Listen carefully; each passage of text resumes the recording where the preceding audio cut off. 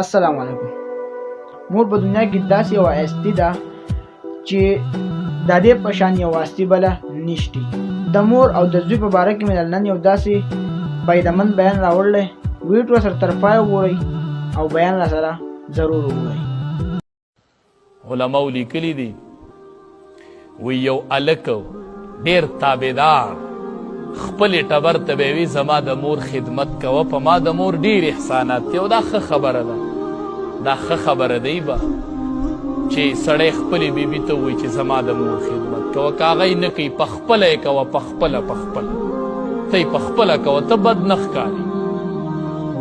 نو هغې ټبر یې ورته وي ټیک ده، نو هغه ټبر یې هم ښه ښځه وه خدمت به یې کوو، خو عمر یې نو سړی ستړی شي.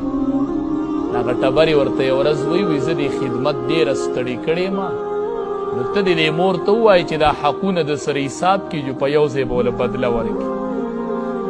هغه وایي دا خو ډېره قیمتي خبره ده. راغې مور ته وایي مورې حقونه راته حساب که چې په یو ځای بدله درکړه. مور ورته وایي زه صحیح د حساب به شروع کړو.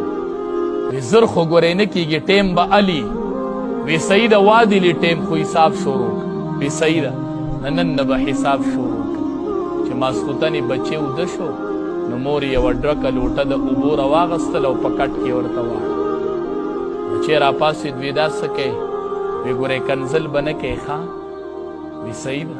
چې بله لوټه یې ډکه کړه د کټ په دې بل طرف کې ورته واړه. وی مورې دا څه کوې؟ وی تا راته نه وي چې ما سره د حقونو حساب وکړه، زه بدله در کوم، تا راته ووي که نه؟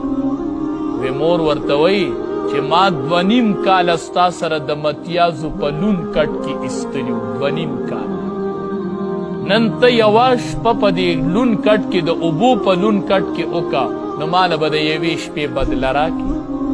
چې سحر شي نو د یوې شپې حساب به کلیر شي. وی مور ته یې وی چې مورې مات مې که، ستا حق نه پوره کېږي، ستا حق نه پوره کېږي. 2.5 کاله به په لون کټ کې شپه کوم، نو صرف د 2.5 کالو د شپې حق به ادا شي. د مور او پلار حق نه پوره کېږي. رب العالمین ډېر مهربان ذات دی. نبی کریم صلی الله علیه وسلم وفرمایل چې د چا مور او پلار وفات دي او د ده نه دی ته نافرمان او هغه اوس وفات دي او دی خفه دی چې زه څه چل وکړمه، نبی کریم صلی الله علیه وسلم فرمایي وی د هغې دپاره د دعاګانې غواړي او د هغوی چې کم تعلقدار خلق و د هغې د خیال ساتي او هغوی چې کمې وعدې کړې وي هغه دې پوره کړي او د دوی دپاره د استغفار غواړي، نفلونه دې کوي، عبادات دې پسې بخي.